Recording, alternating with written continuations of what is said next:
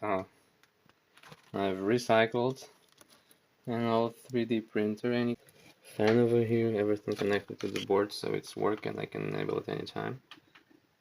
And it is warming up this printer bed.